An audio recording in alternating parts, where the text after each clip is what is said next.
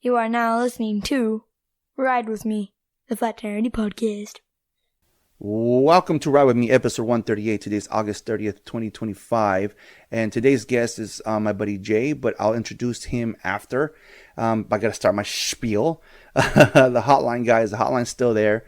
Leave me a voice message and I will play your question on the podcast. Like I said, you don't have to call it.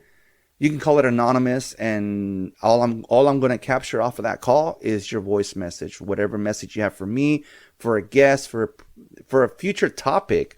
I don't care what it is. Just give it a call. The number is 818-806-8595. The number is 818-806-8595. Leave whatever question you want, boys, guys, girls, ladies, kids. Again, Instagram, Ride With Me Podcast. TikTok is FTA_podcast. YouTube is FTA_podcast. And I just started a Rumble account. I'm starting to load up the episodes one by one. I'm barely at episode 10, but it's also FTA_podcast. And then if you guys are listening off of music app, Spotify, Pandora, Apple Podcasts, Amazon Alexa actually plays me. YouTube Music. You guys can rate the podcast on Spotify. You can leave a review on Apple Podcasts. But like always, comment, share, and follow. Please, guys. I feel like I don't like bugging. That's me. That's why I hardly ever promote this part, because I feel like I'm harassing my listeners. But everyone does it. I'm gonna do it too. Anyways, and before I get Jay on the line here, we have this episode is brought to you by SolarX Insurance.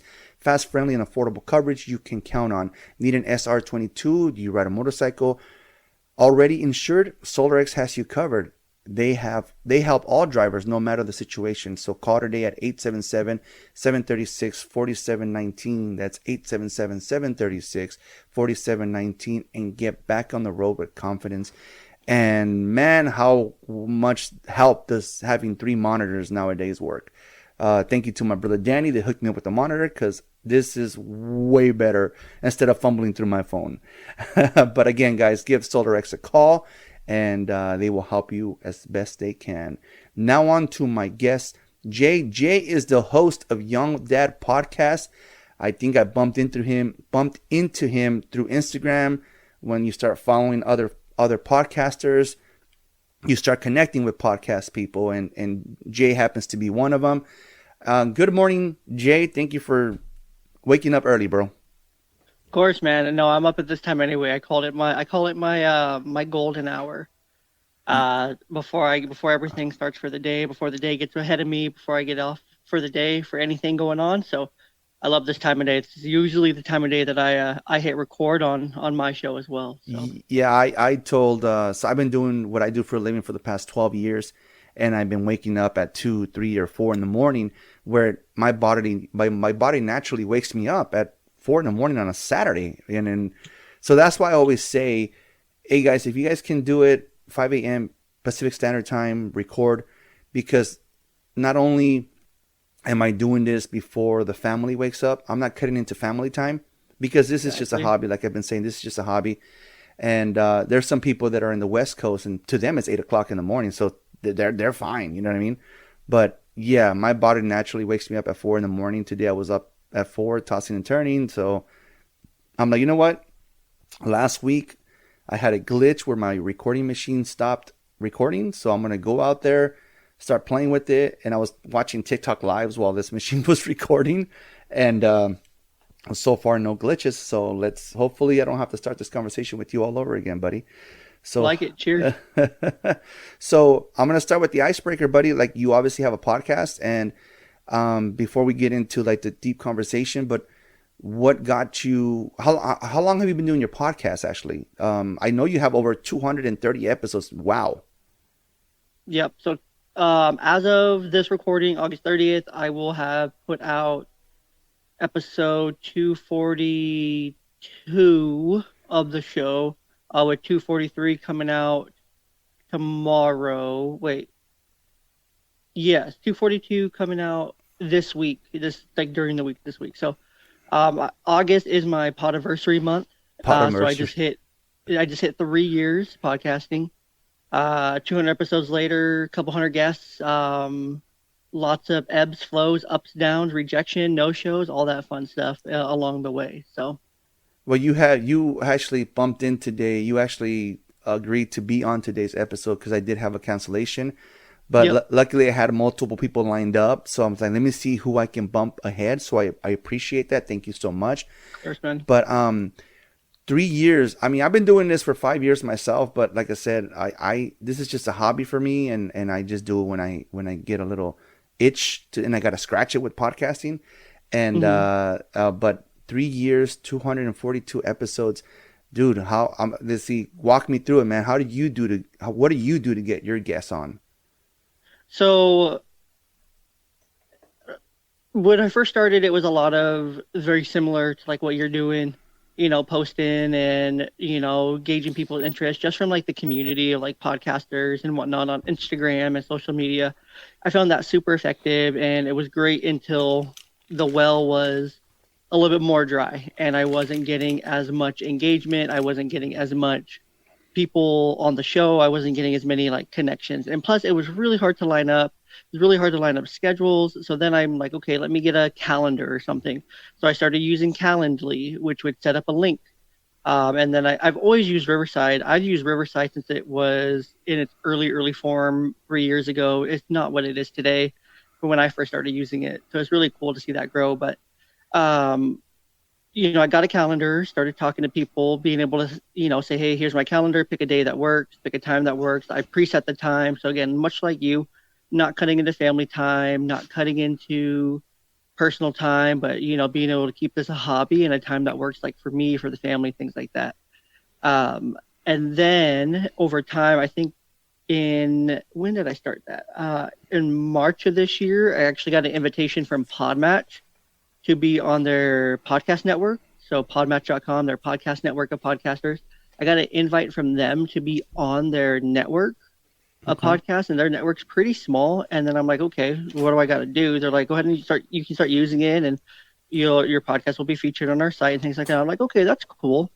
So I signed up and started using it, and now I pretty much just get my guests through Podmatch, or a lot more people reach out to me through email from different podcast booking agencies, and then I'll like look through their materials that they're sending me. I'm like, this person, and I ask myself, have I talked about this before? How many times have I talked about it? Is it relevant? Does this person seem legit? Would they fit my audience? And I just ask like some leading questions like for myself, and then decide if I want to send them my calendar or whatnot. So yeah. And after that, it's just, getting ahead and multiple recordings a week, and being scheduled out for months on end. I think right now I have like 4 or 5 I haven't even edited yet, or scheduled. So I'm probably scheduled out until like March of 2026 right now. Oh wow!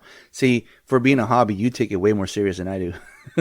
I take my hobby serious. That's good. That's cool.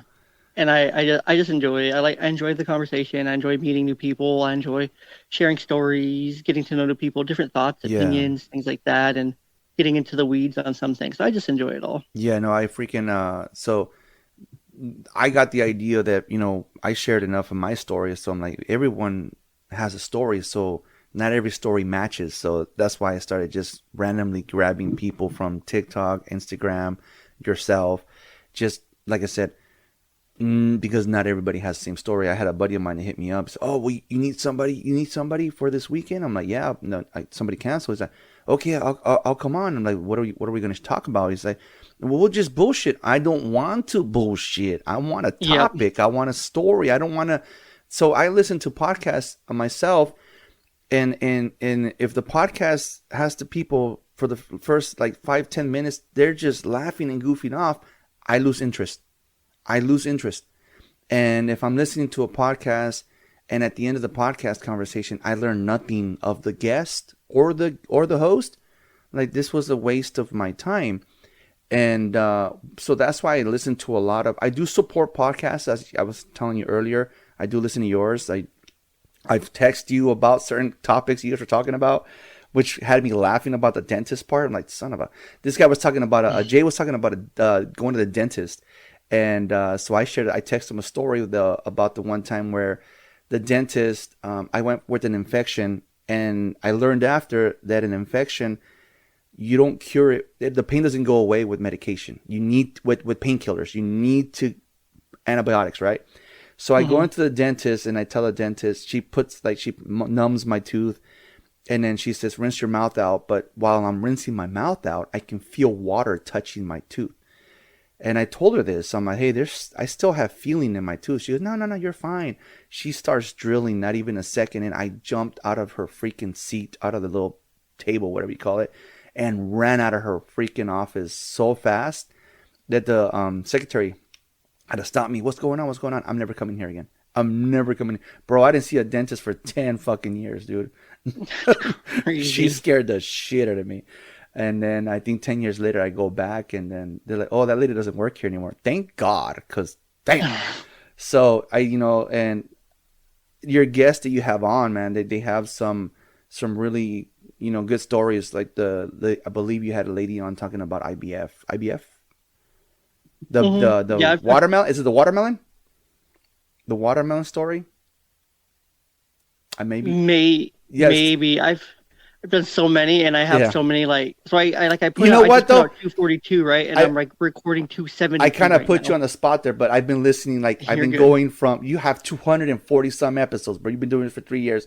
I don't even remember every topic that I've recorded, so you're good. But yeah, no, I just like when I listen to Michael Rosenbaum's podcast, I'm learning stuff about celebrities that no one ever hears. I had the guy from the guy from Shazam on his very first episode. I called my wife almost crying. I'm like, holy shit, man, this guy's mom's just as bad as mine. I'm like, oh my God. I'm over here crying with the guy, you know what I mean? So I like to listen to podcasts where I'm learning something I'm taking something from the guest, I'm learning something from the host. And like I said, when all I hear is nothing but them goofing off and laughing, I always say that there's a difference between podcasting and having a bullshit conversation with your friends in front of a campfire. There's two different, you know what I mean? So to have someone come on and just bullshit, sorry, buddy, Evan, I love you, but no. Yeah. We can do that on our own time. Yeah, exactly. So let's jump on to getting to know you, man. So I know you live in the West Coast because it is 6 a.m. on your end and it's 6 a.m. on my end. It's nice to having somebody in the same time zone. It's so nice when it actually happens. Man, I have so many guests that are just everywhere else but the West Coast, it seems. So I'm trying to align their times. Like, do you have anything earlier? Do you have anything a little bit later? I'm like, look, I work a day job. I can't be, scheduling all these extra times and things like that. And I'm just like, sorry, I guess it's just not going to work out for us to align anything. So. Right. Yeah, no. How was did you guys get the impact of the tsunami a few weeks ago? No? Yeah, same here, man. They're like, two of my sister-in-laws and their families landed in Hawaii the day of. So my brother-in-law sends a family group text that they're up on the 30th floor, and he said, this is bullshit. This would never happen in Mexico. because the family vacations a lot. Once a year we pick a destination and we go. We haven't gone in the last 2 years, but when we did go, we went to Mexico, and obviously there was no disaster when we went to Mexico. So, but yeah, he was like, his joke was this would never happen in Mexico because, like I said, they went to Hawaii and they're up on the 30th floor the day they land. Yeah, over here, nothing. They said we were going to get it all the way to LA County. We slept through whatever it was that was going on. So, what about a job, man? What do you do? Yeah, man. So it's a little bit about me, just day job. So my number one hobby is probably the podcast. My day job, I work 9 to 5 as a mental health provider. Okay. So I help people with their mental health. Youth. I primarily serve youth and families under the age of 21. And so that's my day job. I've been doing that for two years and some months now. I really enjoy it. And yeah, so that's my day job. I have 2 kids. I became a dad when I was 22. Yeah, same here, buddy. So I became dad super young. So now I'm just raising them and going through life. Been divorced once, remarried once. Um, and yeah, that's kind of like the bird's eye view of it so far. Yeah, no, I was about 22 when I had my first kiddo. So I'm a lot older now, man. I got adults in the family now. Yeah, I can't wrap my head when that day comes quite yet.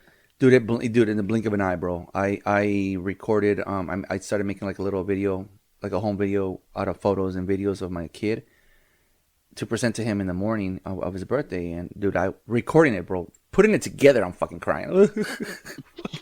This fucking kid's an 18 already, man. He's an adult. Yeah, he's an adult now. It's like my brother called me yesterday. Says, "So hey, how's it going for Nick, man? Now that he's at home." I'm like, dude, I can't say he's not doing shit. He's over here looking for jobs and he's applying and stuff in places. What we just learned yesterday was that he was putting that he couldn't work holidays. I'm like, that's where you're fucking up, bro. They're not gonna call you. He's like, but we always have something with the family. Dude, those days are over for you, my boy. Those days are over. You're going to have to work for about 5, 6, 7 years to earn those freaking holidays off. He's, oh, man. Yup. Any siblings? Yeah, so my sibling situation is kind of weird. So I have a big split family kind of dynamic here. So I think that's part of the topic. Then don't dive into that if you don't have to, bro. I know your parents is part of that topic. It just has some bullet points here. Other than that, any other hobbies you have? Just a podcast? I like to game. There you go. I like to hang out with my dogs. Hang out with my kids. What kind of dog you have? I have 2 dogs. I have a little Chihuahua and I have a Australian Shepherd Lab mix as well. And then I have a cat. She's somewhere around here. I don't know where she is. She'll probably pop up on the desk at least once during the recording. She always does. Yeah, no, I have. And then I also have 2 dogs and a cat. But I told my wife after these guys pass away, I don't want any more pets. Right. Yeah. No, when the kids are still young, so we're kind of stuck with pets until we're not. So. Yeah, exactly. But let's see here. I mean, job. You described your job, home life. Talked about your home life. Let's see I guess we'll just dive into it unless there's any other fun facts about Jay.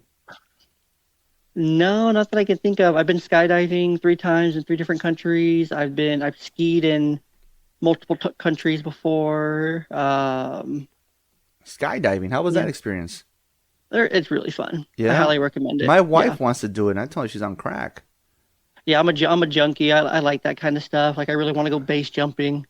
Wife won't let me, but I really want to do something like that. So I really want to go skydiving again. It's been a long time. So yeah.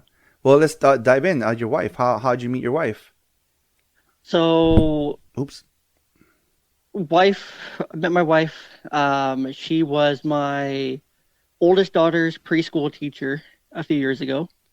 And she was just looking me up and down every day. She was rizzing. Hey, I'm gonna use the kids' terms nowadays. She was rizzing you up, bro. I think she rizzed me up a little bit. I tried to give her the cold shoulder. I was divorced and stuff, and she just kept. No, I'm just playing.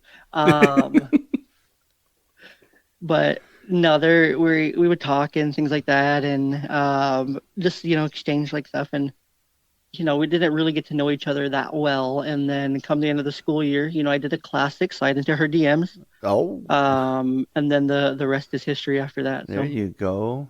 That paid off to have a daughter in school then, huh? It really did. It really did. So, yeah. Do you have children with your wife or just? No. I just have my 2 with my from my first marriage, and then we're hoping for more. We're hoping for more. So yeah, I mean, you still look young, buddy. You got it. Yeah. No, I'm only 30. So we have similar situations, buddy. I became a dad at 22. I have kids from a previous relationship. My wife doesn't have kids of her own, but she raised these boys like they are her own. So she does have kids in a way. That's crazy, man. And then, so you guys have been married for how long? I believe you said that already earlier. Maybe I think as of now, we've been married for about 1 year and 5 months, together for 2-something years. Okay, cool. So cool.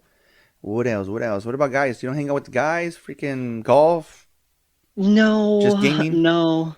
I gotta start asking. I gotta Yeah, start asking golf questions now. Shit, I got into it, man. yeah. No, I don't golf. No, I've been golfing one time and I realized it's not for me. Big baseball player. there you go. Baseball, basketball, football, pickleball. There you go. I'll do nearly any of those, but no, I know it's important. Like it's really important. I stress this on the podcast a lot. Like, the importance of having like a group of guy friends, having Hmm. that connection, that male connection, things like that. It's super, super important. It's just something that I haven't really taken the time to like develop or like work on or to find or like seek really. Because it just hasn't really been a need kind of thing, and that kind of thing comes up when you need it. It's one of those things that I feel like most men won't work on or actively pursue until they realize they need it. Yeah, yeah, yeah. And until then, that they're not going to do nothing with it. So Yeah, today we have our fantasy football league draft, so I'm gonna have a bunch of guys over here. Fuck yeah, let's go. yeah, well, So I guess I do. I guess I do have some guy friends then. I have a fantasy football leagues. I have one with some buddies from college. We're all in. We trash talk each other. there you go.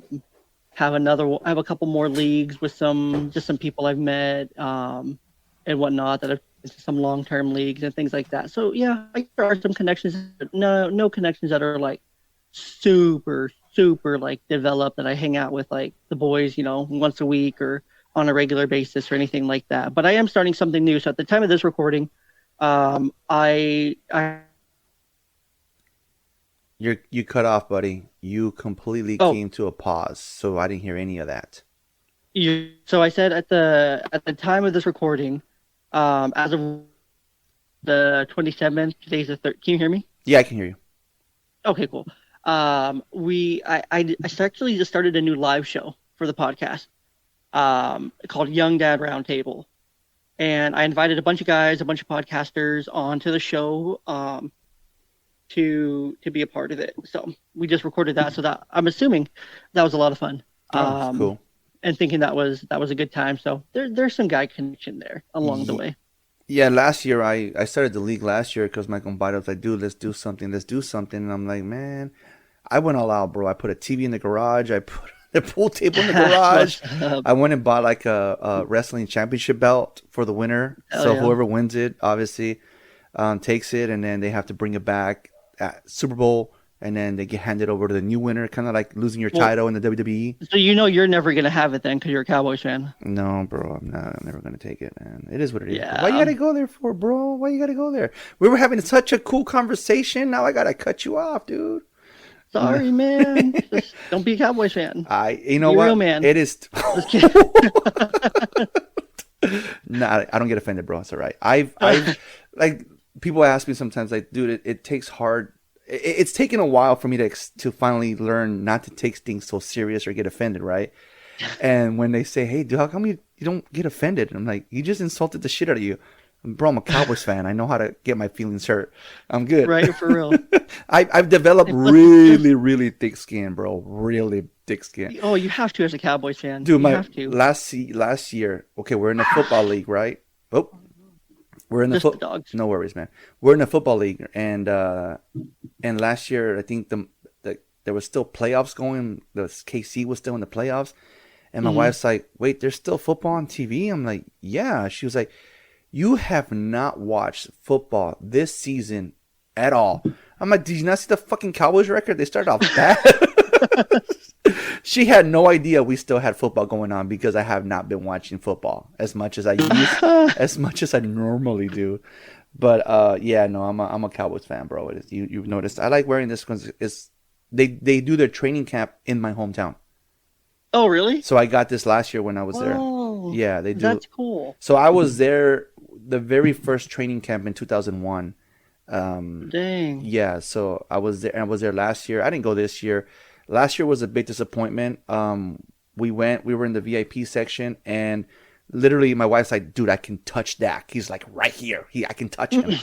Bro, not one player came up to us and signed anything. Not one player. That's disgusting. The only person that walked by and signed the football was McCartney, the coach.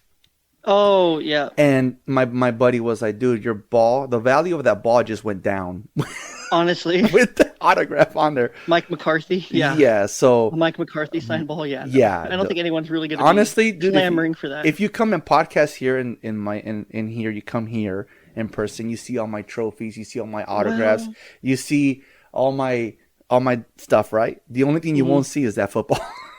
Well, honestly, you could probably get a Packers fan to buy that for a nice penny. There you go. They're kind of dumb, but they'll And it probably buy it. and it's not on a Cowboys football. It's on a Corona beer football. So Oh yeah, no. Well, I don't even think they know what Corona is in Wisconsin. So. oh shit! You hear that, Chris, Mr. Wisconsin? They don't have Corona in Wisconsin, bro. I have a buddy from Wisconsin. Yeah, I've been there. I do enjoy the Wisconsin Dells. The water park there is really fun. There you go. Great time. So I have been there. I do enjoy it. There you go. There you go. And the cheese. The cheese. You gotta have the cheese, bro. Gotta have the cheese. I went Just not a fan of the Packers. when we went to Mexico the first time was I think back in 23. Yeah, 23, 22. My son had turned 15, so 22.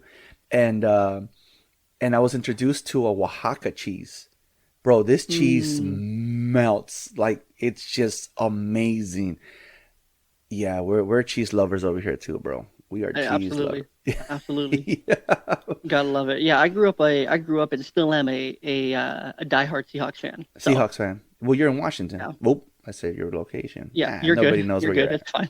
Sorry. I just said I was born and raised a diehard Seahawks fan. I was Yeah. born in Southern California, but raised in Washington most of my life, and still ended up back here somehow. Everything leads Yeah. back to. Sometimes you got to go backwards to go forwards. What Um, what part of Southern California you were born in?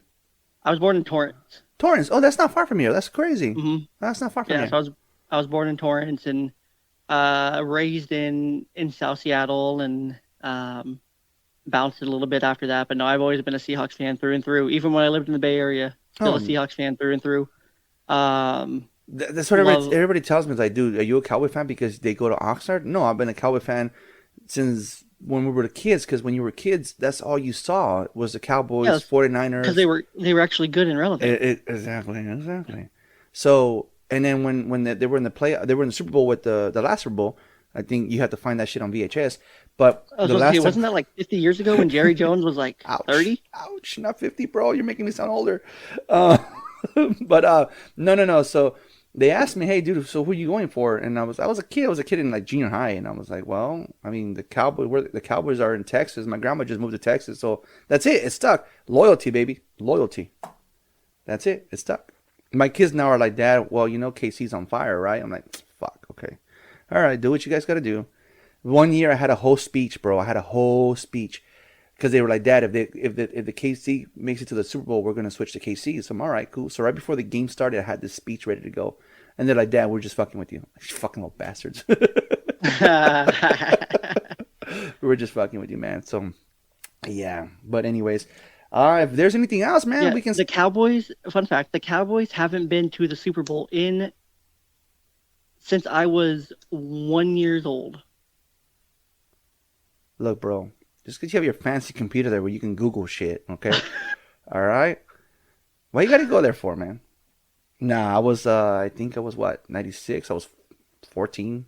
Yeah, it's been a while. Yeah. It's been a while. Yeah, I was just a baby. Yeah. You're the baby. Yeah, whatever, dude. I'm just a baby. Hey, but I bet you anything your back's starting to hurt now. Dude, honestly, I wake up with back pain. I wake up with back pain. There's times that I want to. The blanket is so comfortable, bro. I just don't want to get up, but my back is killing me, man. Get the fuck off this bed.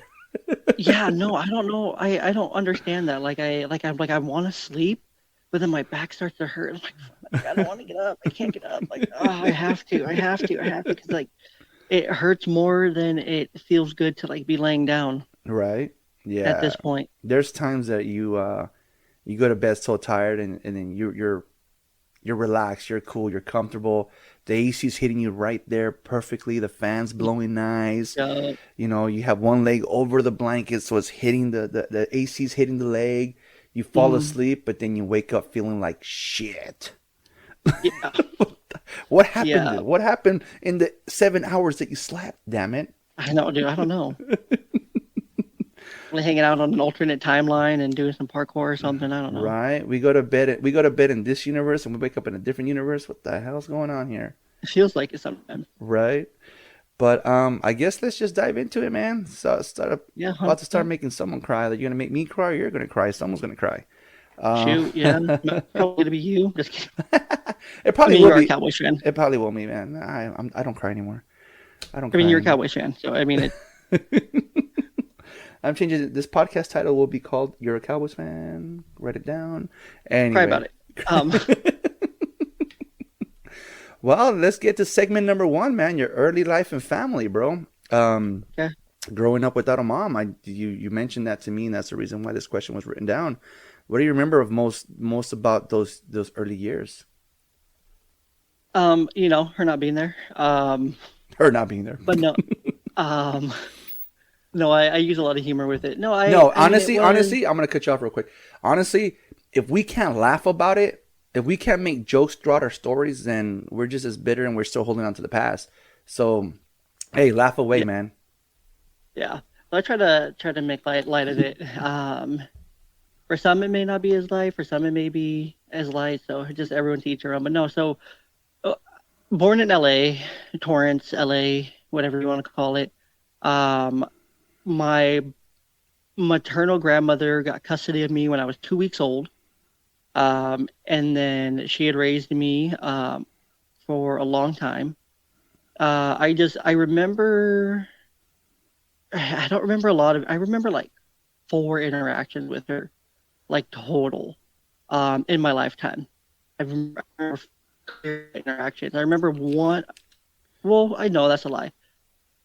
I remember a lot of broken promises. I remember a lot of empty words. I remember a lot of unfulfilled like promises, a lot of birthdays that were missed, a lot of, oh, I'll send you this and nothing ever coming, oh, I'll do this and nothing ever so a lot of expectations and a lot of letdown. I would say that's like the number one thing I remember. In addition to that, just I remember, I remember the day like my grandma had asked me if I wanted to talk to her. I was probably like 8 or 9 probably. She'd asked me if I wanted to talk to her, and I said no, and then I didn't talk to her again after that until I was much older, or unless I was just I got caught and I answered the phone or something, and because it was landline time back then, so unless I got caught and answered the phone, Right. and those are the conversations I remember. But I would get off that phone real quick and be really short, and I've always called her my biological mother, or I called her by her name. I never called her Same here, buddy. my mother Yeah, or anything same. like that. So I've always just called her, yeah. Yeah, same here. I've always just, yeah. So I've always just called her my biological mother. So I just remember a lot of letdown, a lot of empty promises, broken promises. So I remember that day when I was asked if I wanted to talk to her, and I didn't talk to her hardly at all. I remember a time when I was a little bit older, kind of skipping ahead here. I was probably 15 or 16. She had come up to my grandma's. I was there already. I'd seen her. We really got into it. This is like the second to last time I've ever talked to her in my life. So we really got into it. She basically said she wished I was never born. She didn't love me. She didn't want me. And then that was the last time I talked to her for many years until I was a little bit older, into my 20s. When my grandma had called me just crying because of some stuff that she said. I said, give me her number. I'll talk to her. Because my grandma was like my mom, so I'm going to defend her. Right. And that's kind of how I've always been. I've always kind of like been like a defender of like the underdog, and people that, are not getting heard or not being able to voice their voice and things like that. And then I had called her. I was probably 23, 24. So since I was like 15, I've talked to her one time. 14, 15, I talked to her one time. So I literally haven't talked to her in half my life. Yeah. But yeah, no, I just remember that conversation. She was really angry. She was really bitter. She struggled with addiction her whole life. So that's been a lot of the reason we haven't had a relationship, and then just other choices that she's made along the way.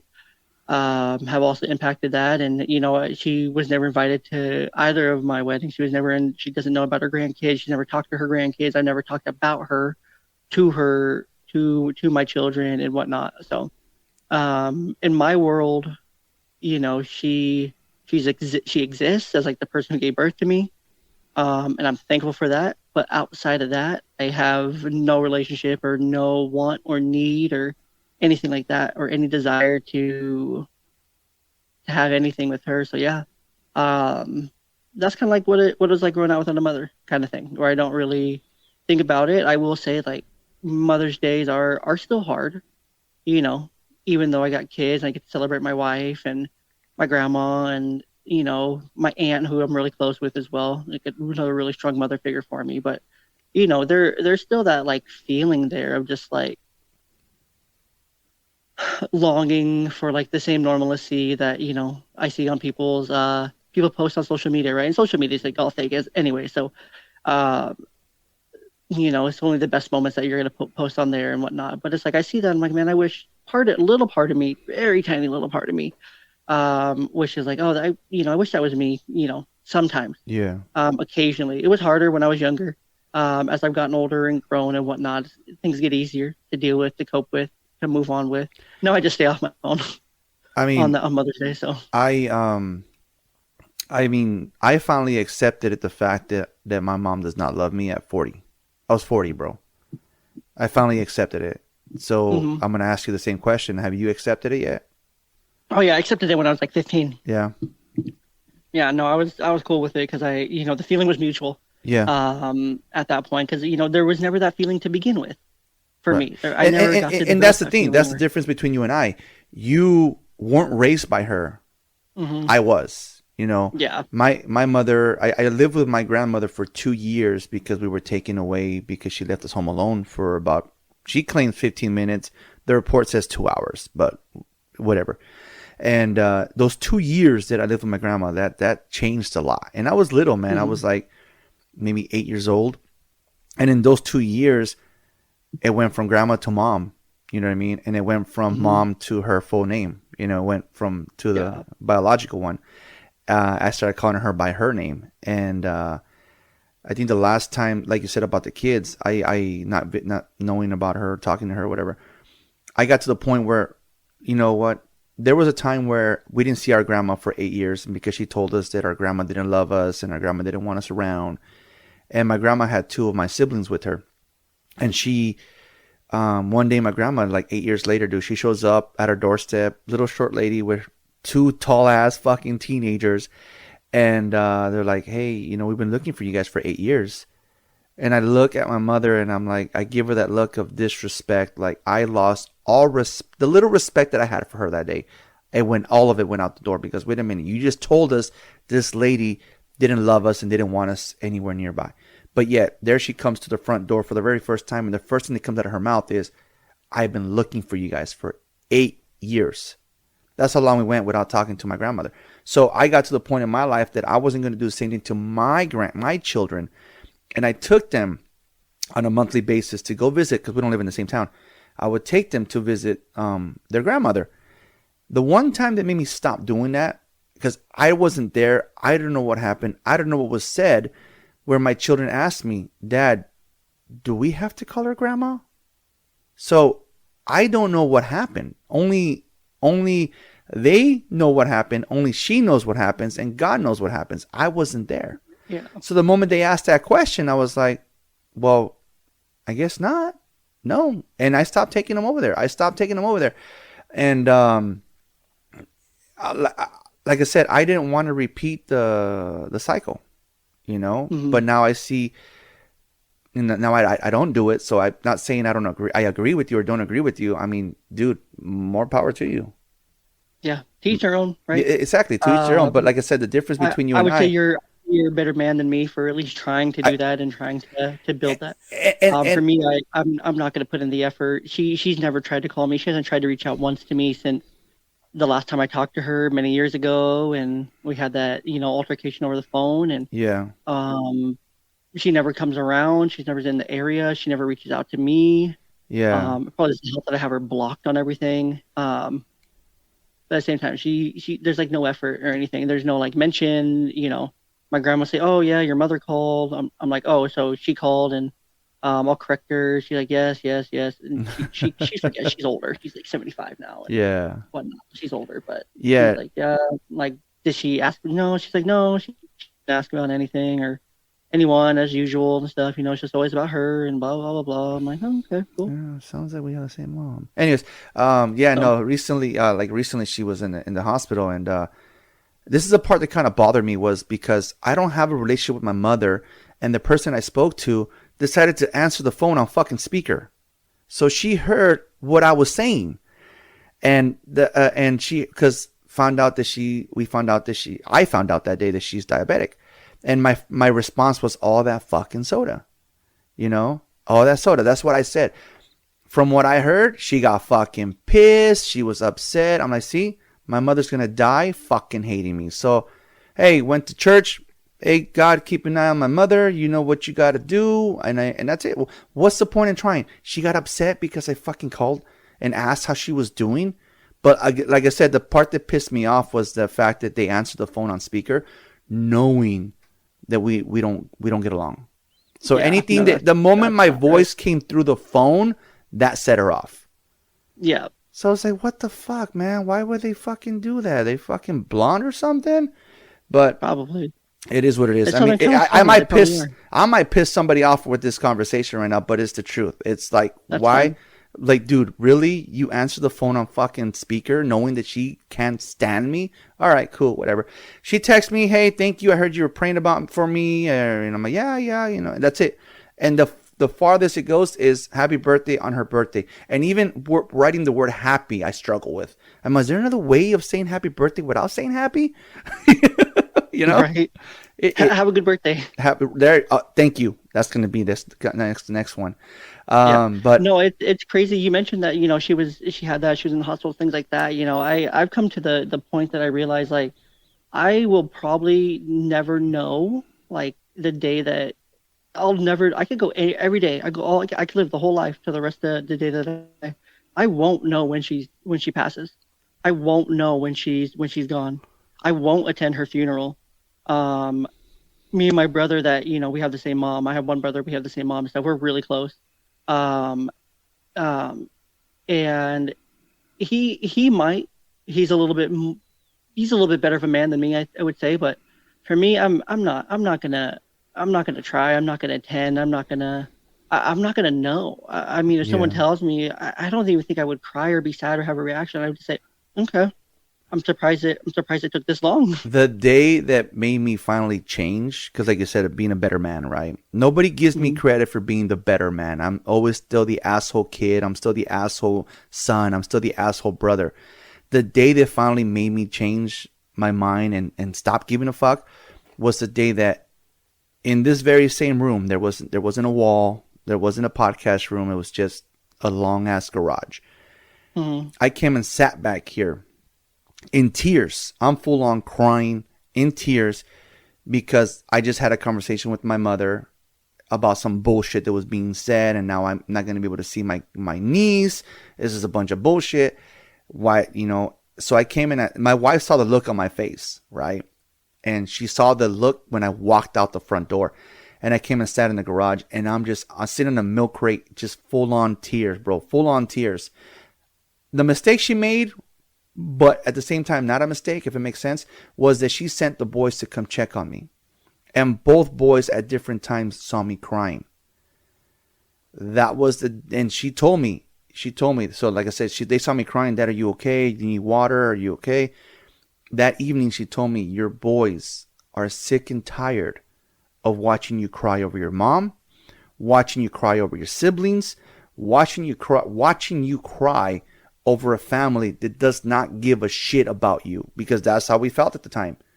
And I was like, okay, you know what? She's right. My family is right here. My family is right here. And yeah, no, that was when, like I said, that's why I said earlier, at 40, I realized that my mom does not love me. And I've accepted it. Need auto insurance or an SR22? Like now, SolarX Insurance gets you covered fast. No license, no problem. We speak your language, shop the best rates, and get you back on the road today.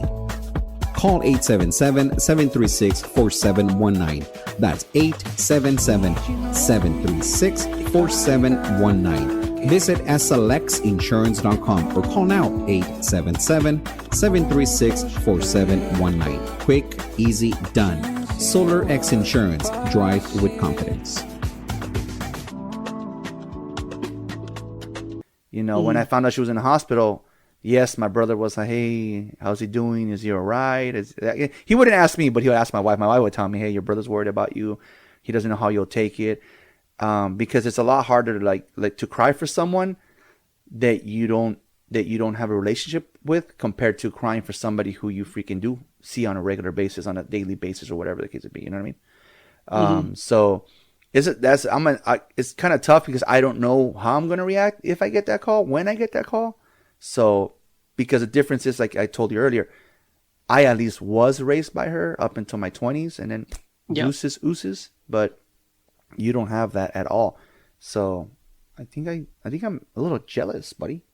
Yeah, I think it's just one of those things, it's just one of the cards that I was dealt, and something to do with, I will say, like, there was times where, like, I wanted to do certain things and wish I just had like a regular mom and like a regular family situation, like a regular dad and all that fun stuff, and things were just normal, right? They were just not so much normal, but like stereotypical, and they were just how they're supposed to be, how things are supposed to be, right? And we didn't have these issues, these things to go through, and things like that.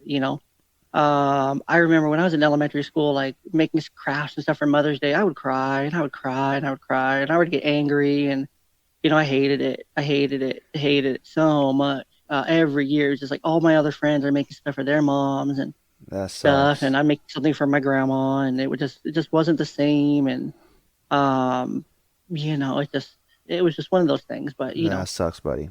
That one got me right there. That one, you're gonna make me cry right there, buddy. Yeah, so remember that. But well, you mentioned your dad earlier. You said that at age 14 you met your dad. How was that connection? Yeah, so I would say there's a lot of backstory on that one. I'm asking because that's what you mentioned. Yeah, no, I got you. Your bullet points, bro. There's a lot of backstory on that one. And so my grandma raised me. I want to say I saw my dad a few times growing up, maybe once every couple years, and I would get birthday cards and things like that, which I thought was weird. I'm like, I'm getting birthday cards from my dad, but I'm not getting any from my mom. My grandma would talk really, really poorly of my dad. Like really poorly of my dad. I don't know if it was a generational thing. I don't know if it was just not liking each other. I don't know what it was. I don't know what their beef was. They don't even know what their beef was. They're great. They're great now. They talk, they joke, they laugh, and my dad's very forgiving. I would say that's where I learned it from, to be very forgiving for my dad. But my father figure in my life was only there until I was like 8 years old. My step grandfather, who was married to my grandmother, he had helped raise me, and he passed away from lung cancer in 2008. No, I would have been a lot older in 2008. I believe you said you were 8 years old. That was one of the questions, but I'm trying to think of the year, but no, it was like 2002, 2003, and he passed away, and he was like my main father figure, right? He was what I known to be like a father figure and whatnot, and that was pretty distraught and whatnot. And so I just had like a really negative image on like male influences, male role models. I had some really good coaches, baseball coaches, some really good male influence, through school and things like that. Some uncles that were, trying their best, but just I didn't listen to them. I didn't give a shit what they said. I would only listen if they were about to beat my ass or something, or spank me or something. But other than that, like, I didn't really give a shit what they said. Right. I didn't take them seriously or whatnot. But yeah, so what had happened with my dad is I was actually living in Hawaii with my maternal grandfather and step grandmother. So I wasn't living in Washington anymore. So this was like my first like big move when I was like 12 or 13. Um, and for reasons I'm not going to go into and how that happened No or worries. anything like that. That's the story I don't share. I was living there now. Life had changed overnight, so I'm living there. And then, my grandma Marcy, and my tutu Ron, we were like talking. They would like talk to me about my dad and like talk about like possibly exploring that relationship. And they're like, he's a good guy, and all this stuff, and blah blah blah blah blah. And then, um, you know, I think I don't remember who it was. It was one of them. Maybe it was both. They like sat me down. They're like, here, why do you have so much like resentment towards your dad, and why do you have so much like hate toward him and things like that? And I was raised in church, so that didn't line with like church values and things like that. I'm like because of this and this and this, he's a druggie and he's no good and blah blah blah blah, no effort, blah blah blah blah. He doesn't do his part. And then I think it was like the next day or a couple of days later, because they had it now, because they had like legal custody of me.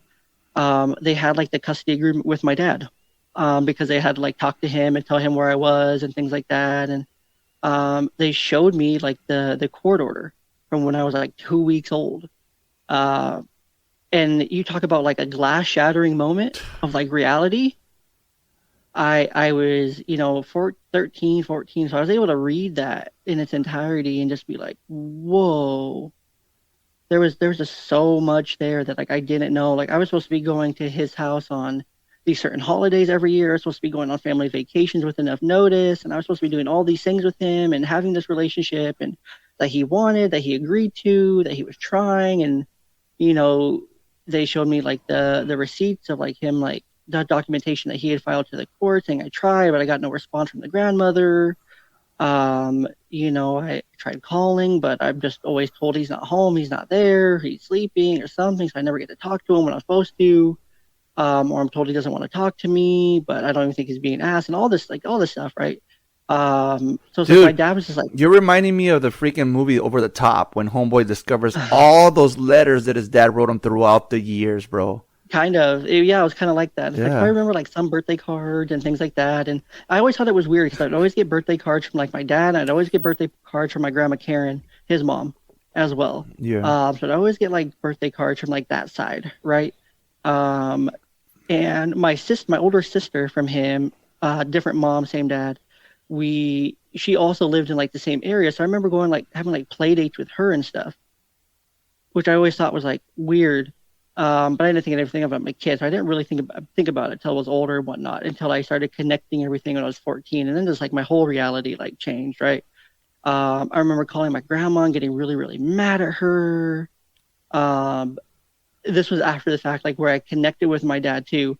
So my grandparents had encouraged me to connect with my dad. I connected with my dad on Facebook. I got really mean and nasty with him. I guess he had called them and talked to them and said, hey, I show him all this and show him all this and whatnot. And they're like, are you sure? He's like, yeah, show him. It's fine. He's like 14 now. Just like show him, like let him see it for himself, kind of thing. So he can have his own opinion, kind of thing, because he has opinion. He has everyone else's opinions but his own. So something I'm really grateful for. That's what I always, I really encourage that, for you get your facts, get your information, and then formulate your opinion. That's why I always say like to the siblings that don't like me, or to the siblings that don't talk to me, or to even like my own kids about why I have full custody. Everything is documented at the courthouse. Mm-hmm. Everything is documented, including when you said about reading court documents. I read court documents at 22, 23. Bro, I dropped to my knees in tears, bro, full on crying, because I was about to go start looking for a dad that wasn't biologically mine. And it's like, what the fuck? Are you serious? Because I hit up my grandma and, hey, Mom, I want to look for my dad. And she's like, hold on, mijo, hold on. So pretty much she gave me the guide of, don't go, she gave me the documents that said, homeboy that you're going to go look for is not your father. So that was like, fuck, man. So I've always said that, yes, my kids can read all the documents that we have here when they turn 18. And I feel like, even though I said in a couple podcasts ago, the fact that my son's already 18, I still don't feel that he's mature enough to read those documents, because I still see him as a little kid. You know what I mean? But yeah, gotta give him a chance. Gotta give him a chance, though. No, yeah. I mean, he read. I said it in that same episode. He read. He went through my little pocketbook calendar, and he was like, "What the fuck? This? She said this. What the fuck? My mom did that. What the hell?"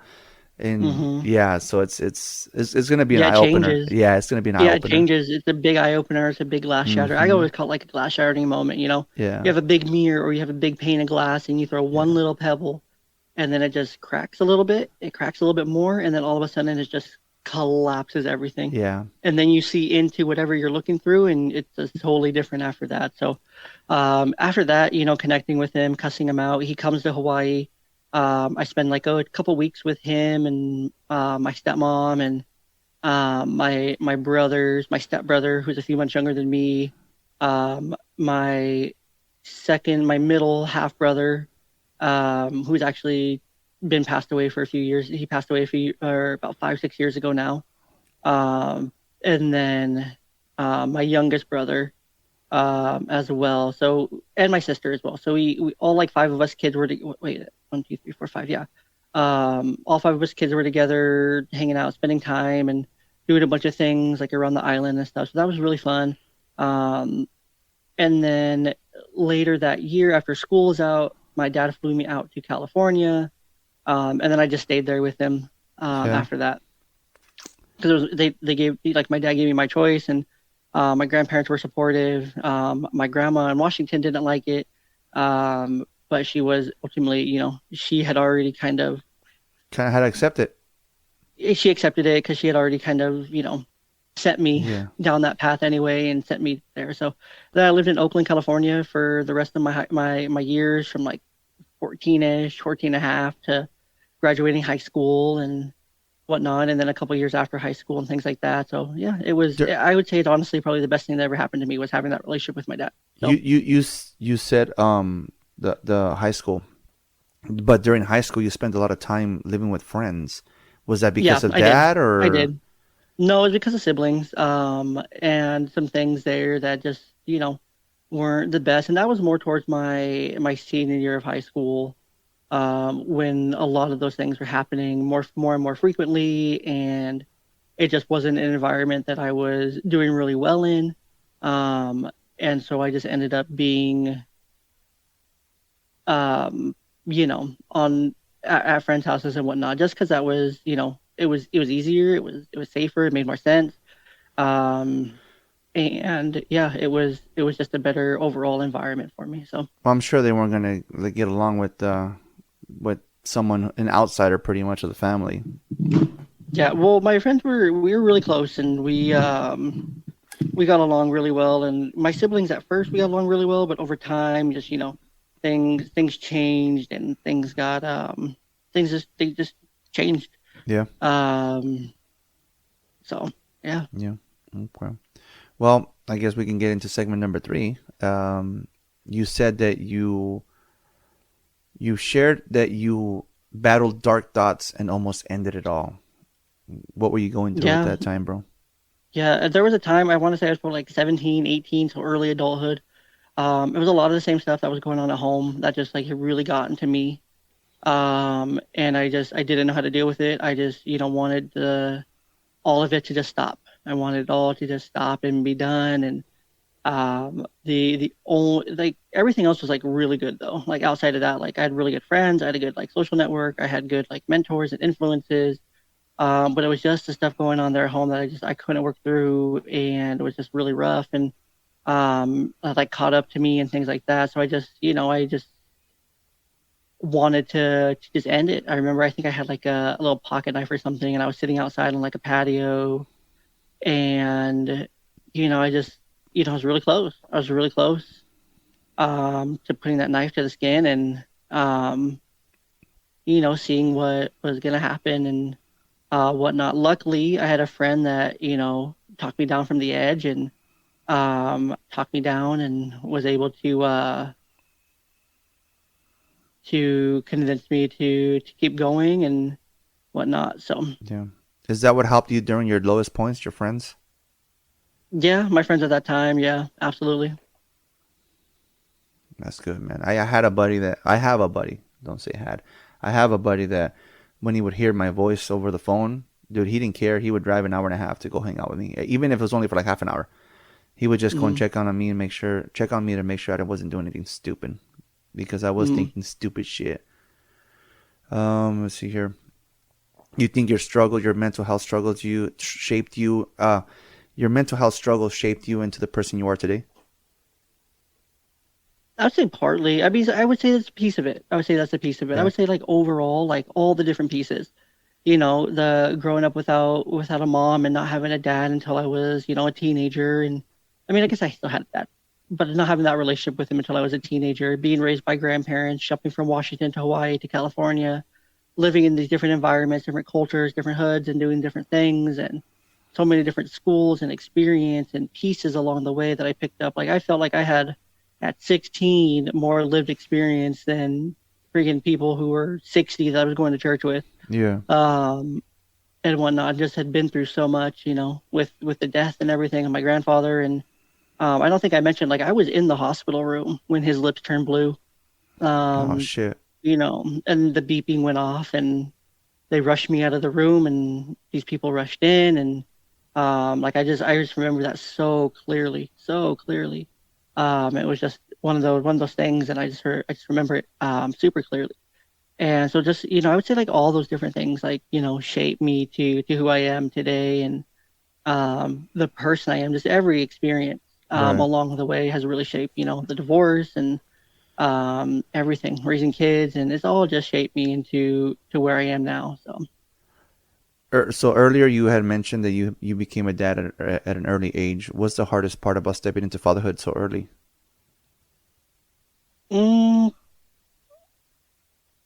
Just being young, not having like yourself like fully like situated, figured out, not having, you know, not having like your foundation set of like who you are and what you want to do and where you're going in life, and not having like your trajectory kind of already, not being on that trajectory you already want to be on, right? Yeah. And just kind of figuring it out as you go. And, you know, it's the raising kids, you know, part isn't hard, but just trying to balance that and having to give up. I mean, I guess I didn't really give up anything, but like, so like stereotypically, I think, you know, you're that age, 21, 22, you're giving up, like, you know, you're giving up your youth, right? You're giving up your years. And you're putting them into your child now, which I think is a great thing. To do, but you know, you lose out on a lot of friendships, you lose out on a lot of relationships, you lose out on a lot of just time that you don't get back, but the time goes to a really, really good place. So I mean, you don't really lose anything, you gain a lot at the same time, but yeah, there are some different things there, but overall it's just I just think it's not being on the trajectory that you want to be on yet, but I think it definitely accelerates your trajectory in the ways that it's actually supposed to go at the same time. I think when I was, like I said, when I became a dad, I was like, my mentality was like, well, I'm not going to raise these kids the way I was raised. So absolutely. You gotta break those cycles, man. Yeah. Yeah. Well, you went through go and get divorced. Oh. No, that's what I was going to ask you next. I'm like, you went through a difficult divorce. The word narcissist was used. Yeah. How'd that go, man? Well,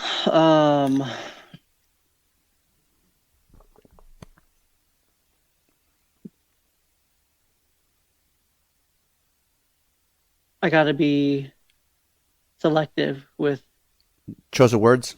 We can skip that question, bro. We can. No, I don't want to skip it. No, I don't want to skip it.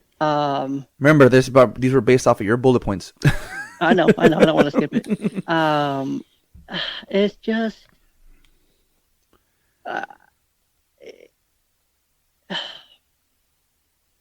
It was one of those things to that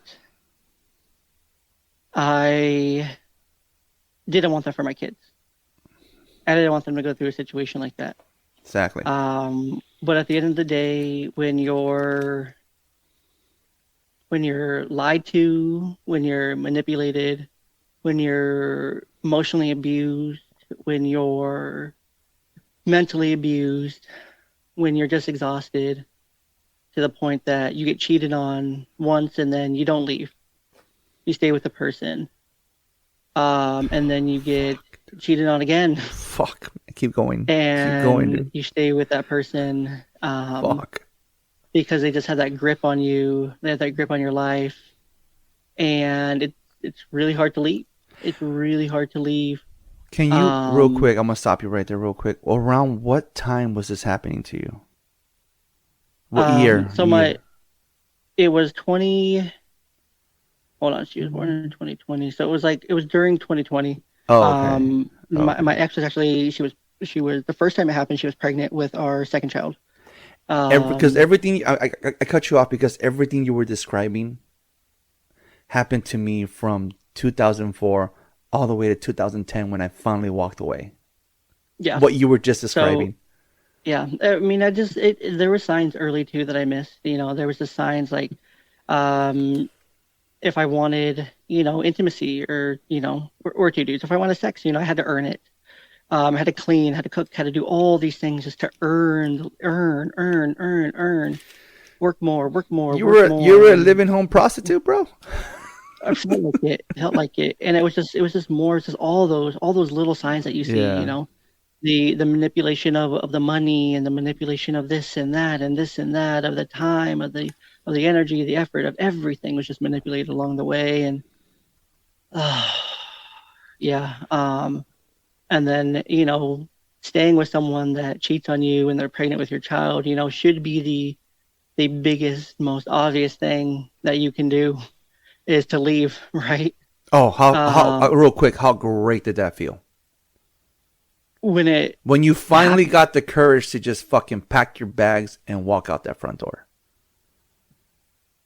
I mean, it was more so just, it felt really, I mean, it kind of just reached the boiling point after the second time it was happening.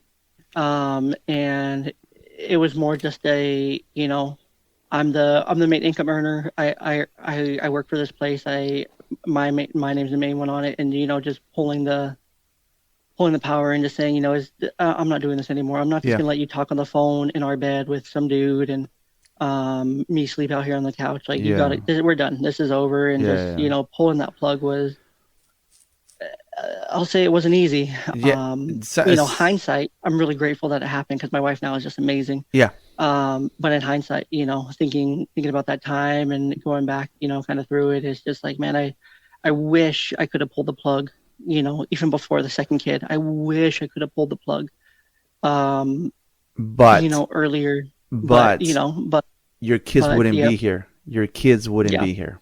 No, absolutely. So, I wish I would have just, shoulda, woulda, coulda, but didn't. Yeah. And all in all, we were together for 6-something years. Shit, same here, bro. Fuck. Shit.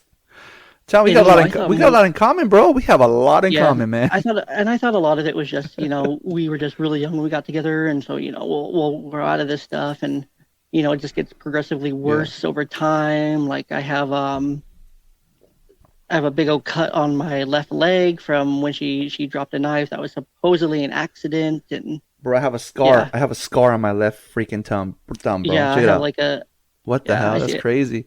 Yeah, I have a scar on my left leg, and there's just all these other things and stuff. And you just think like, you go through that once, you're gonna leave, but no, you're so. This is the thing with like narcissism too. Is like you're so wrapped into this person that you're gonna do everything you can to keep them, even when they're showing you every single sign that they don't want you at all. Exactly. But they're going to do all the things to show you enough that they do want you to keep you, and they're going to fake it, and they're going to, just do all the things to manipulate. They're going to say that, you're calling me, you're the one, you're the problem, you're the one doing this, and they're always going to play the victim very quickly.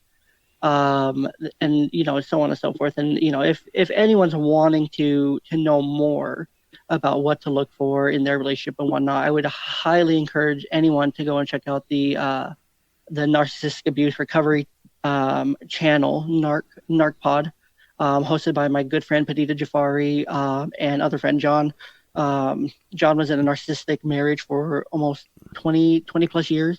Padita was in hers for 10 plus, and they both were able to get out. And they're both much happier, much healthier now. And they talk about it on this podcast, and it's just such a beautiful podcast. And Padita's been on a couple times on the Young Dad podcast, and we've talked about these things. And there was a situation that happened just a few weeks ago, and I thought I was going absolutely freaking crazy. And you feel crazy when you're dealing with these people. You feel so crazy when you're dealing with them. You feel like everything you're doing, like you start to question, I'm the narcissist. I'm the one doing something wrong. I'm the problem, kind of thing. And so I ended up sending her like all these, her Padita, who I'm talking about here, is I sent her all these screenshots and whatnot. She's a lawyer, and I literally asked her, I'm like, Padita, I'm going to send you a bunch of screenshots, and I need you to tell me if I'm the narcissist. She ends up calling me like 20 minutes later. She's like, first and foremost, don't ever think that you're the narcissist ever again. And then we have a whole conversation about it. And, she gives me some good things, some good insights, and we talk a lot. And I think we talked probably for about an hour or something. And it was just really, really great. And she's a great friend of mine. And, because, it's hard to spot it until you have more and more years removed from it. You have more and more time removed from it, and you talk to other people who have also gone through it, and that crazy feeling you're getting, you realize, oh wait, I'm not crazy. Right. They're the crazy one after all. I mean, quote unquote crazy. Take crazy for what you will. But they're the one that's doing this to me. They're the one that's, they're the problem, not me after all. They're just baiting me. They're just, sucking me in or reeling me in and doing the things to set me off and things like that. And it's just, that's what life is like. And so that's what life was like until 2021 is when we separated, officially divorced in 2022. And then I ended up meeting my wife, and so we met her earlier than that, but we got together summer of what year was that? Hold on, I'm trying to put together timelines.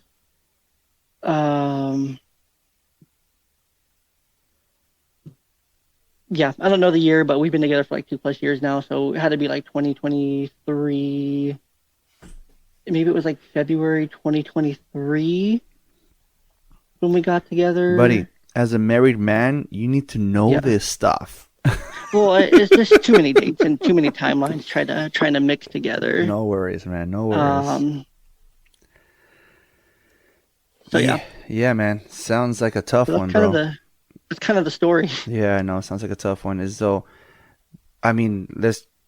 change gears here. The career and your purpose, is that the reason, because of your life, is the reason why you chose to do what you do for a living? Like, what inspired you to choose this path? Like, is it because of your past? I think a lot of it is, yeah. It's something that I've always felt that I've wanted to always work with. Always wanted to work with kids. I've always wanted to help people, right? I've always liked helping people. I've always enjoyed it. I'm an Eagle Scout, so I really have that, scout mentality of helping others and doing good to others, doing good to those around you, and very much into my faith as well of, being a good neighbor, doing good unto others, and living by the golden rule. I've always kind of had like friends and connections that were kind of seen as the outcasts or the underdogs, or the people who, didn't really have a big group. Those are always kind of the people who I always naturally gravitated toward, and had the best relationships with. And yeah, so it's kind of always just been on that ever since. So it's just kind of one of those things that I've always felt in like my heart of hearts, that this is like where I'm supposed to be, what I'm supposed to be doing, the path I'm supposed to be on. There's been times I was like, man, at the same time, like I do love teaching. I love teaching others. I'm very involved at church where I get to work with kids and teach them. And I do love teaching and whatnot. So that's always something that's kind of there, that's kind of sticking. It's just one of those things that's like, I won't do something unless I feel like it's sticking, right? Because if it doesn't just stick to me naturally, I'm not going to do it. I'm not going to care. So things that like stick, they got to stick. Right. They stick in my head, like the podcast has stuck, because it's just something like I always feel like I gotta like I want to do more. Like I like doing it. You know, video games, like my current video game, like I don't know if it's just the ADHD or the fixations part of that or what it is, but it's just like I get fixated, I get obsessed with things, I get really things like that. But there's always things that are always up in here in like my heart or my head that are just like, man, you should really look into that. And these thoughts just don't go away for years on end, and they just stick with me forever and ever and ever and ever. And they just don't go away. So that's just one of those things that is just one of those things for my career. Just like this is, you know, those thoughts finally go away. Yeah. Because they're finally fulfilled, and whatnot. So. Well, the next question would be, what's the most rewarding part of the work that you do now? Oh gosh, I mean that's a layup question right there. You know, it's just seeing these kids and just seeing their progress and just seeing them get to a level to where they're stable. The family gains skills. They're communicating. They're talking. They're able to work through the problems that come up on a daily basis. They're able to really succeed without us at a high level. They're able to go down to a lower level of care because I work in a high level of care program, a high acuity program, and like they're able to go down to something lower and they're able to be successful. And the schools like contact and they're like, yeah, he or she's doing so much better, and you guys really did such great work with them. Or you know, when the school saying we're just seeing tremendous progress, like exponential growth out of nowhere. Like they're going from the bottom of the sea to the moon, just rapidly. And those are just such cool moments. Or I had one of the teenagers I worked with earlier this year. He ended up moving to Idaho, and he randomly called me just a few days ago and just said, you know, thank you guys so much for helping me. That's awesome. You know, and it's just moments like those that are just so fulfilling along the way, where you get those moments. Or you know, even I love coaching my kids sports. You know, years later, seeing these kids that just run up to me, because I look the same. They look different because they grow and they get older and stuff. But they run up to me, they go, Coach Jay, Coach Jay, Coach Jay. And I see the parent, I'm like, oh, hey, how are you doing? These kids are just giving me a big old hug. That's and they're awesome. just so happy. And I'm just like, oh my God, this is why you do it. This is why you do it. Yeah. That's awesome. In your notes, you said, just keep going. Can you expand on that mindset? Yeah. You know, it's just one of those mindsets, you know, where you keep going. Where, you know, as a dad, you just got to keep going. Does it suck sometimes? Yeah. You got to embrace it. You got to embrace those sucky things. But at the same time, like, you keep going because, you know, your story's not over. Your story's not over yet. And hopefully your story keeps going for well beyond after you're 6 feet under kind of thing. And, you know, you just keep going. You just keep going because, you know, I think it was who was it? He was a psychologist, Dr. Brian Louis Cannon. I just call him Dr. Brian. It's a lot easier. I don't know how to say his last name, but Dr. Brian, you know, he had this great quote that he shared on the podcast. Just, you know, every storm runs out of rain. Every storm runs out of rain. You just have to get through it. You just have to get through the storm. You have to get through this season. You have to get through this hard time because every storm will run out of rain. Every single storm will run out of rain, no matter what. And, you know, it's just you got to keep working. You got to keep going for that next sunset. You got to keep going for that next sunrise. And you keep going for all those moments along the way. You keep going for all those give back moments to come back and, you know, to come back and be of impact in your day to day. So yeah, you just keep going. That's great, bro. That's awesome. Like I always say speed bumps. Like we're just hitting a speed bump. But yeah, no, that's amazing, bro. And now that you're married, your second marriage, how does the love support feel different compared to before? Because sometimes I'm tired of my wife. I love my wife, but she. Hold on, you just cut out. You just cut out. I can't hear you. Oh, I said I love my wife. Oh, let me see here. You can't hear me. I can hear you. You can't hear me. I can't hear you. There you go. How about now? There it is. There it is. My microphone died. The little microphone that I plug into the computer. Anyways, I was telling you that you know, you heard the question, right? The question you heard, right? The marriage. How does it feel? Oh yeah. So I love my wife. My wife loves me, but she shows me that she loves me way too much, man. So is that the same for you? Is that the same for you? Yeah, no, I'm just like, why are you so obsessed with me?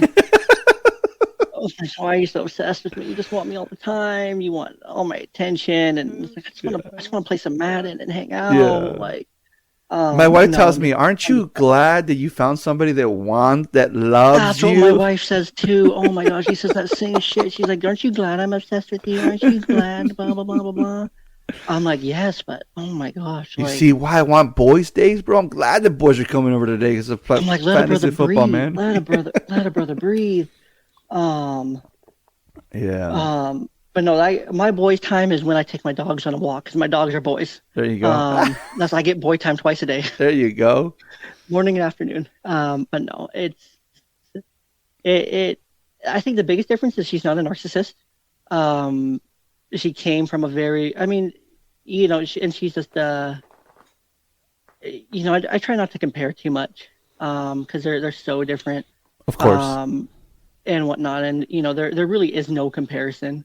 I would grade my wife an A+ most days.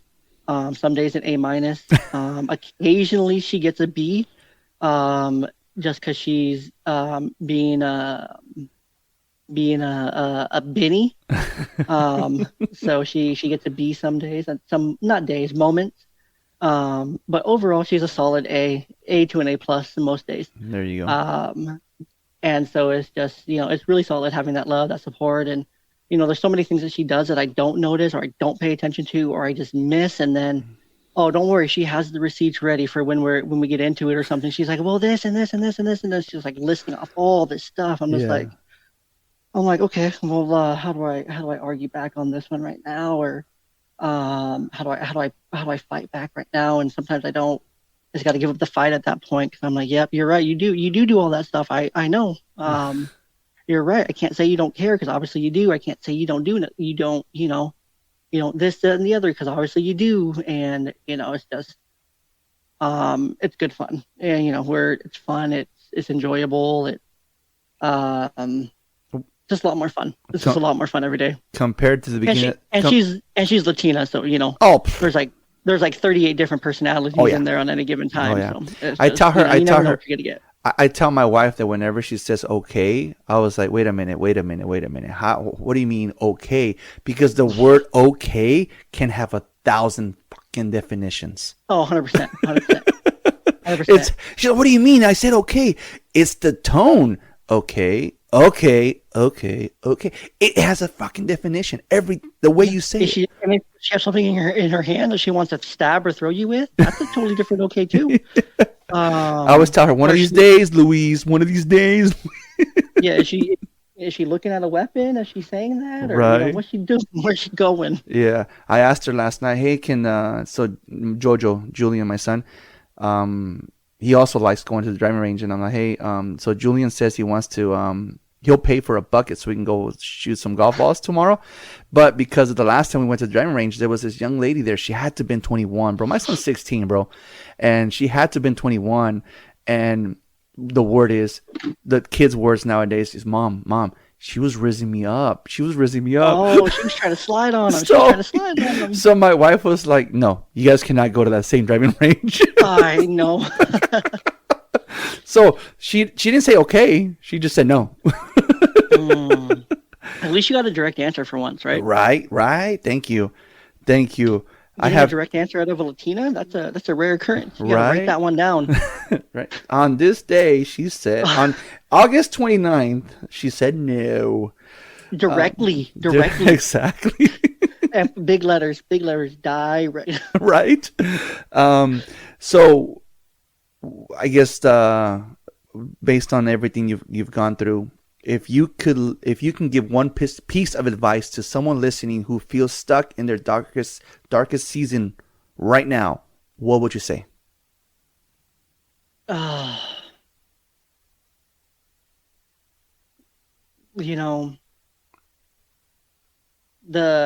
mental health provider in me wants to say, well, let's talk about that a little bit. Let's explore kind of why you're feeling that and whatnot, and try to find the right answer. Because I think everyone's different. But I would say if you're listening to this, you're listening to it for a reason, and you made it this far because we've been talking for a while now. Yeah. And you've hung on this long, and you've enjoyed the stories, and everything. Hopefully, I told some good ones for you. But I would just say you just gotta look around. If you're a man, you're an adult, you're at home. Look around at your walls. Look at those pictures. Look at those moments. Look through your phone. Look at those moments. Do you really want to give those up? Do you really want to, miss out on those? Or do you want to keep going and keep fighting and keep pushing for more of those? Which one matters more for you, just to give up on those and to just let all those go, or do you want to keep going and keep having more of those and more of those and more of those? And the second thing is, reach out to someone, talk to someone. I've had men reach out through just my Instagram DMs on the podcast when they were going through something, and just talking to them, chatting them up. Literally, I can honestly say my podcast has saved lives, which is a really cool feeling, which is a really cool thing. It's everything I hoped when I set out. I could end it today and be so satisfied, because that's all I ever set out to do, was to help one person. And it's been more than one. And so I would just say reach out.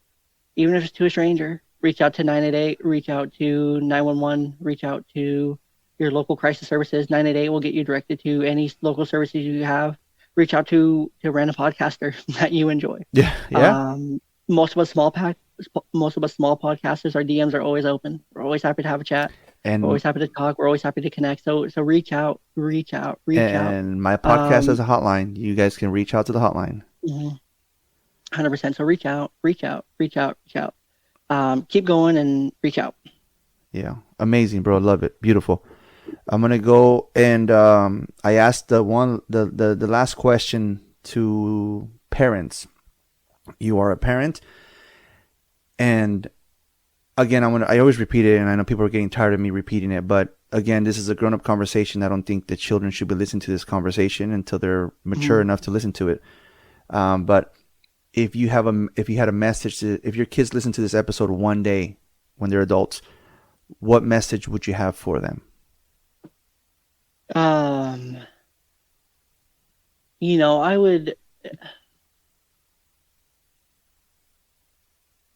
would just say, I'm not perfect. I'm never going to be perfect. But I hope you know that I've always tried to value our connection over being perfect. And that we have that connection. We still have that connection. And we're able to continue to have connection into your adulthood, into your adult years. And that, hopefully I've done enough of the little things right that you trust me with the big things. That I've shown up for you enough, and you see how much I've shown up for you over the years, that, I'm always going to be there for you. I'm always going to show up, and I'll keep showing up until I can't show up no more. And just that I love you guys. I love you girls. I only got girls right now, so I don't know if there's going to be any more, but I love you guys. And I'll always be there for you. Always be there for you. No matter how many weeks you spend away, and or you're here, or you're at your mom's, there's always a place for you. There's always a home. There's always a room. There's always space for you here. And yeah, I know I'm not perfect, but I know that we have a connection, and I know that you love me, and you know that I love you, and you know that I'll always be here for you, and I'll always show up. Bro, I don't know if it's a sweat in my eye or, that was beautiful, bro. Thank you. I don't think anybody's ever said something like that to their kids on here. They're just like, hey, learn from my mistakes. You thought about this one. I like it. Again, let me, well, I'm going to go back to what Jay was saying earlier. Guys, the hotline's there. If you are, if you guys need someone to talk to, if you're okay giving your number up, that hotline you can text and I will respond. I have access to that number 24/7. It's on my phone, 818-806-8595. You can leave a voice message. You can text it. Again, 818-806-8595. There's always my Instagram, Ride With Me Podcast. I think every time after every word, it's ride_with_me_podcast, but Ride With Me Podcast will come up. TikTok, FTA_podcast. YouTube, FTA underscore podcast. Rumble, FTA underscore podcast. Guys, Spotify, Pandora, Apple Podcasts, Amazon, YouTube. Rate on Spotify, review on Apple, comment, share, follow.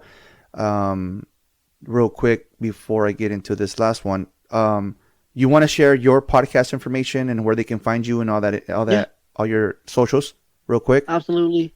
So definitely go back or look out for it this week of the release of this episode. Here. If you missed the live stream will be put back up of the Young Dad Roundtable over on the Young Dad podcast YouTube channel, which you can find every single episode and every single short that I've ever created over on YouTube at youngdadpod. Every single episode goes out to every major podcasting platform every week. Right now on Mondays, and you can just type in Young Dad Podcast or Young Dad Pod on every single platform that you could get your podcast on, and it'll be there. And then I had a Rumble, stopped using it, and I don't know where it's at. So I don't know what episodes are up on there. You can go over there and see. You can go over there and check. I don't know what's going on there. I haven't uploaded a video there in a very long time. I just want my stocks to go up, bro. I want my stocks to go up. I hear that. But I cut you off, buddy. Just let that one go. You can find Young Dad Podcast over on Instagram and X. That's where I'm most active. Instagram, X, and Threads. I am back on Threads as of today. I took a solid 9-10 months off of Threads just because it was just too much. But now I really want to cross promote and get things out there. So make sure you go check on Thread. It's just easy, Young Dad Pod, wherever you social media, Facebook, Instagram, X, Twitter, Threads, everywhere like that. That's where you can find me and connect with me. And I personally respond to all DMs and all inquiries and all tweets and all threads and all comments. I respond to every comment on YouTube, even the ones that are haters. I respond to all the comments on Instagram and Facebook and everywhere. So if you message, if you comment, don't worry, respond. Yeah, hit him up. That's how him and I started talking. Was through a message on Instagram, and here we are. He's on my podcast.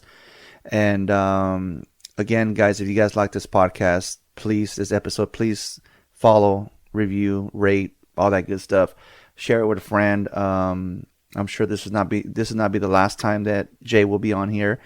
And but real quick, friendly reminder: this episode was brought to you by SolarX Insurance. Fast, friendly, and affordable coverage you can count on. Need an SR22 if you ride a motorcycle. If you already have insurance, SolarX has you covered. They help all drivers no matter what the situation. Call today at 877-736-4719. That's 877-736-4719. And get back on the road with confidence. And hit them up. Like I said, my boy Juan is waiting for your calls. Jay, thank you for waking up early, being on the podcast. And, you're welcome anytime. And like I end every podcast, Jay, thank you for riding with me. Of course, man. Thanks for having me. It's been a pleasure. Thank you, buddy. Talk to you soon. Talk to you soon. Thank you for listening to Ride With Me, the Flat Tire Indie Podcast. You can also listen to us on iTunes, Spotify, and Podbean.